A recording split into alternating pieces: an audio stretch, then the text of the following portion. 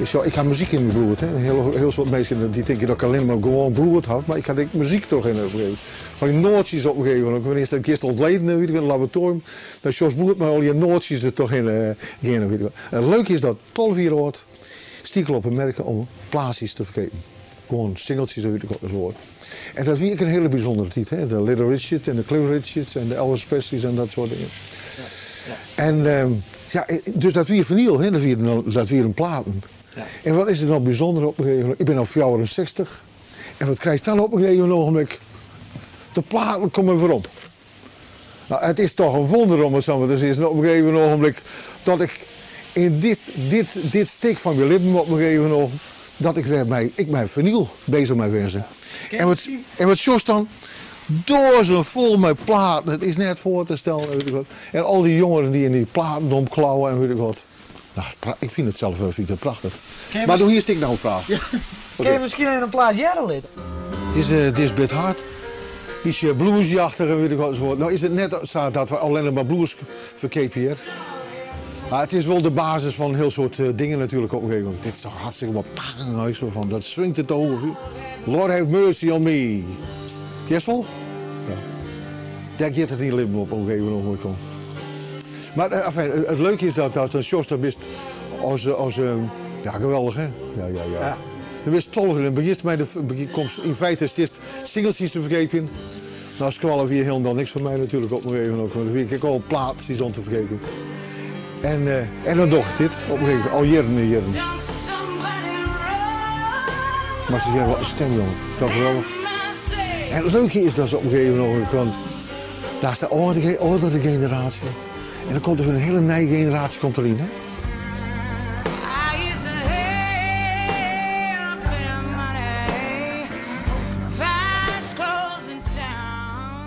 Zij komt er altijd in met haar mem op een gegeven ogenblik. Ja.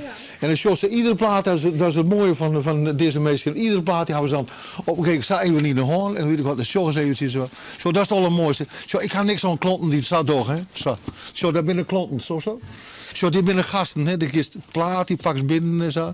Dan Jos even hoe de plaat eruit ziet, dat de goede binnen, hoe zo is zitten, zo.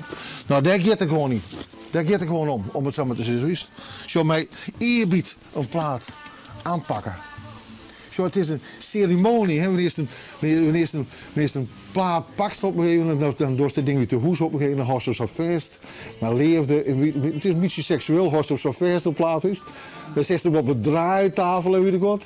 Dan zet de 0 erop, voorzichtig en weet ik wat. En dan komt er ineens een prachtig loerd komt eruit. Zo, dit is de originele Nevermind the Bollocks van de Sex Pistols. Maar hoe kom je er dan? Hoe zitten we een verhaal op vast, hè? Zo bijvoorbeeld dat ding van Madness. Ik zie het bij hun in distributie, dat we de Reco in Weesp Music Net. Ik al jaren zaken met die op een gegeven ogenblik. En toen gingen ze de fles op om het samen te zitten. En ik zat teleurgesteld dat ze dat hier niet en dat ze net even mij belden of wat dan ook. Toen ben ik daar naar Tagong, naar de directiekamer. Daar zie je het Jan Maat en nog het meeste kinderen, weet ik wat, uit de directie. En toen zei ik van, wat vind ik dit een klerenstreek. Dat jullie mij dit aandoen op een gegeven moment. Jarenlang heb ik jullie altijd goed behandeld, weet ik wat zo wordt. Dus zie je in de directie, ik denk, wat maak ik nou aan? En toen hongen daar al die van die mooie gouden platen. En toen had ik ze van de moorden ophellen op een gegeven ogenblik. En toen ben ik gewoon de kamer uitgeschout. En toen zei Jan Maat, nou ja, maar dat kan niet, weet je. De curator die moet nog langskomen. Weet ik wat. Ja, ik zei van, ik vind het best, komt u me bij de alweer. Dit is het mooiste beroep in Groot. Dus wanneer er nog een lip mis, dan hoop ik dat er nog altijd platenzaken binnen. Kijk, dus dit en weet ik wat. En dan gewoon weer opnieuw mee beginnen. Met gewoon ditzelfde beroep.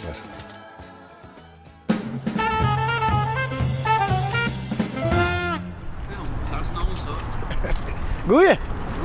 Goeie. Wat ben je helemaal aan? Voetbal je? Dat is voor Cambuur zeker? Nee. Nee?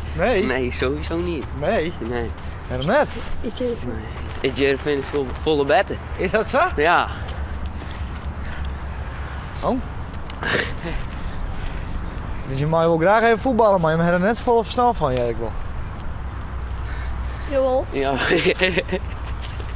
Ja. En ben je in Wolders bij het voetballen hier? We zijn laatst binnen we in Rotterdam West. Oké. Uit tegen Excelsior. Oh? En waarom ben je hem daarheen gegaan dan? Omdat we wisten dat Bas Dos 5 keer ging scoren. Dat wisten we gewoon. En wist je wel eens even in het Cambuurstadion geweest? Nee. Nee. Nou, dat ding is even moeten toch? Of, Nee. Nee? Nee. Ja, alleen als het Cambuur Heerenveen is. Oh ja. En dan scoort Das net 4 keer.